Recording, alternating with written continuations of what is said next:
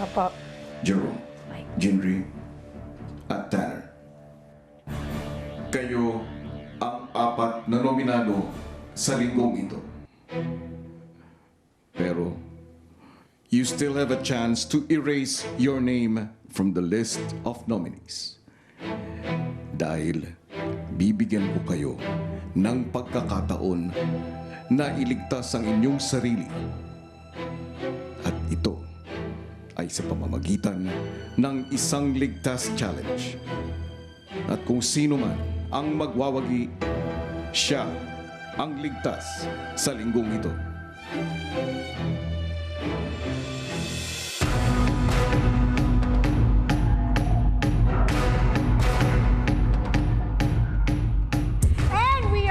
Sa activity area para po sa Ligtas Challenge ng mga nominado, kailangan nila ng matinding diskarte, concentration at willpower para magwagi. Nakita nyo naman na meron tayong table dito sa aking harapan na umuuga katulad nito. You see?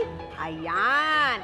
Ang kailangan po nilang gawin ay balansihin ito para pumantay sa pamamagitan ng paghawak sa taling ito na konektado sa ating mesa.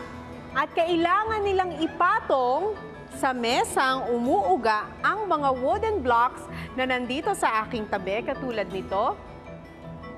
There. Okay.